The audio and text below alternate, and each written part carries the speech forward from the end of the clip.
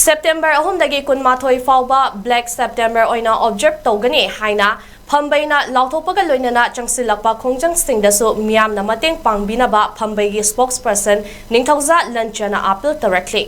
Ngasi nungtil hairok partu umang laikolda pangthokiba paumi singa unaba amada Phambaigi spokesperson 𝐏𝐇𝐀𝐆𝐈 hai May ahumdagi haurakuna cookie singna landarakhiba maitai micham kaya lanjenakhiba thodok asi September ahum asida thamari mapung pharakpaga loinana September kunmathoi kumza lising ama chamapan nifu mapanda manipur gi masagi oiba assembly semduna leizaramba manipur state assembly constitution lising ama chamapan nifu taret leiramba adudagi thupchin khiba numit ani asi lozaraga Black September asi laukthokpani haike Black September asigi haudokba numit September ahumda miyamna lambida amadi khun khudingda lana sida leikidraba athobasingda haikat leikat tambiu Black September asigi manungda miyamna yumthong khudingda amadi mahai loisang singda amuwa firal chingkhatpiu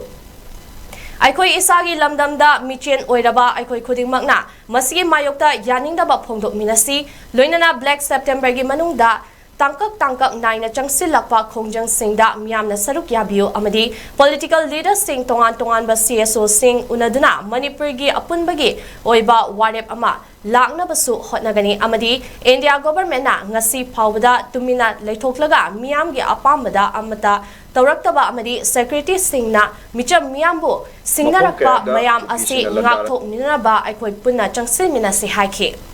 Ngasi phawbada India government na thabakta onthokpa yaba wafam amata thambiraktaba tumina leithoglaga aikoi miyambu otpiba cookie singi lalongda micham kaya awafamda tahanbata natana mapam kayada cookie singna landarakpa leptriba asida central force singi yamna luzadaba thawong mayam ama miyamna urakpa asina miyamna khangba ngambagi thauna leiraktaba ngasigi firep asi laurakpani haigi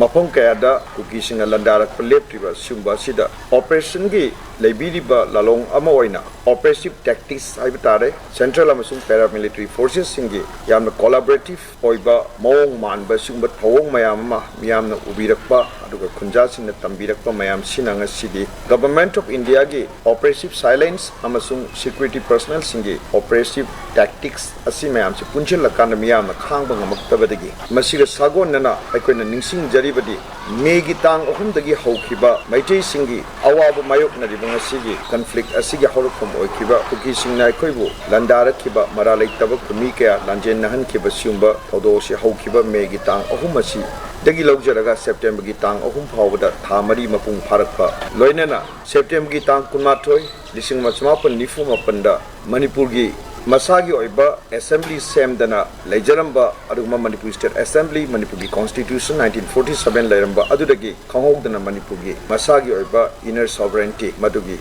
internal sovereignty ado madu singnara kanda akoi sibu constitutional monarch koina leiramba adugma leiba ga se thupchan kibun